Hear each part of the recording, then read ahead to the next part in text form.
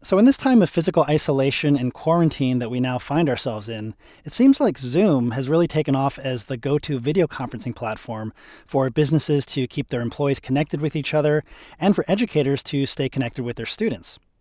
Part of the reason so many teachers are using Zoom now is because Zoom has, for the moment, removed the 40-minute time limit on their free basic accounts for schools.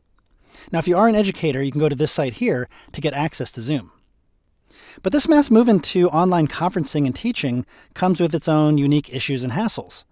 The first of which is that a lot of people are being thrown into hosting Zoom meetings with little to no training and aren't really sure where to start.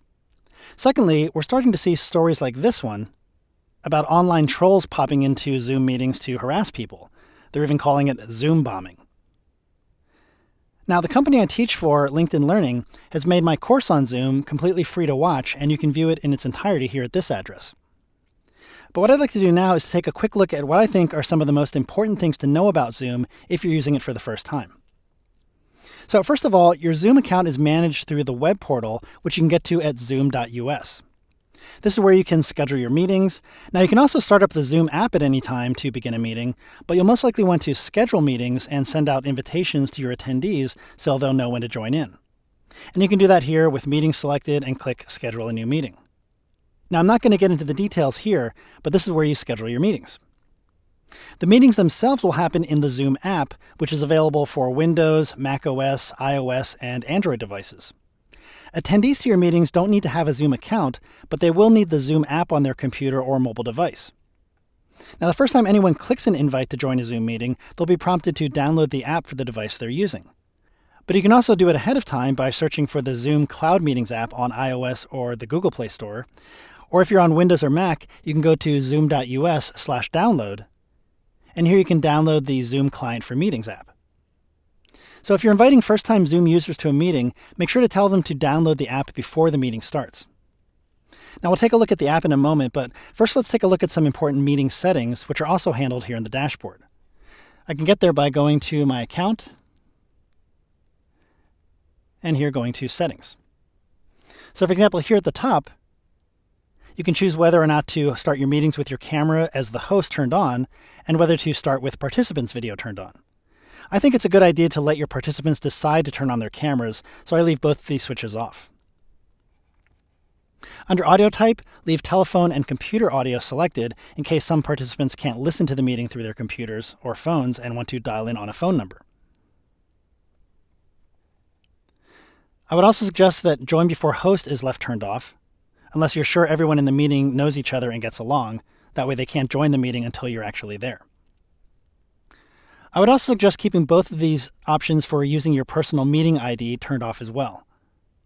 Your personal meeting ID is a permanent meeting room number, so anyone who has that number can theoretically enter at any time you're running a meeting using that ID, whether they're invited to the meeting or not. So I prefer using the randomly generated room numbers for meetings, which gives you a new room number for each meeting, and later people can't just pop into that meeting room again. Now, I'm not going to be going through all of these options here. Let's take a look at some more important ones. For example, here's the chat option. So the chat panel is useful for participants to do things like sharing links or sending messages to each other. But if you're teaching and you don't want them chatting with each other at that time, you can disable that here, along with private chat to prevent participants from sending private messages to each other.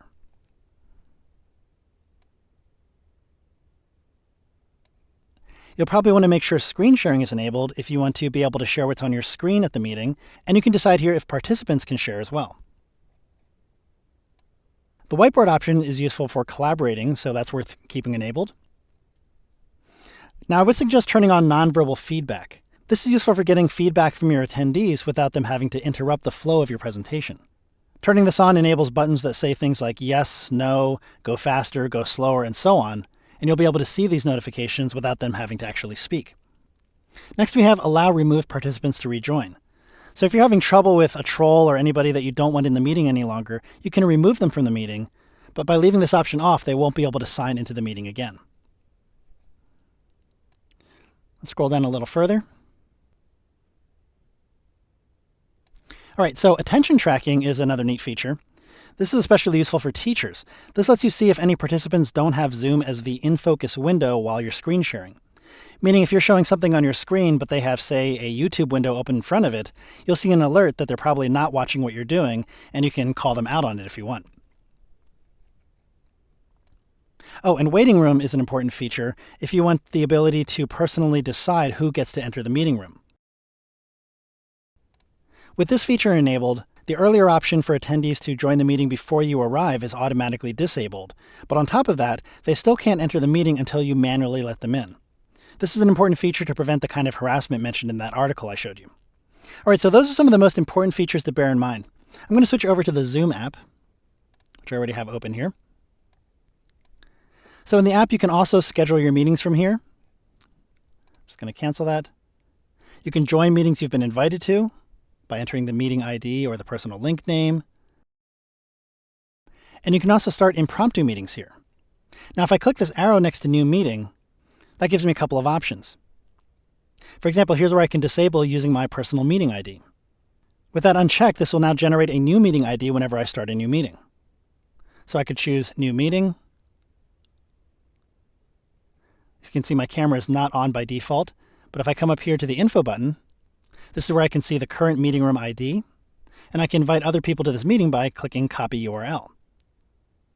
And with that copied, I can paste that into an email or a text message and so on to send to the people who need to attend this meeting. I'm just going to leave my meeting for now. And the same thing goes if I want to schedule a meeting. If I click the Schedule button, here I can make sure that Generate Automatically is set here under Meeting ID. And once I've scheduled this meeting, the invite will have that randomly generated meeting room number, and that won't be able to be reused after the meeting has taken place. All right, so that's a very quick look at some important things to know about Zoom as you're getting started with it. Again, for a much more detailed look at working with Zoom, be sure to check out my course that's currently free on LinkedIn Learning.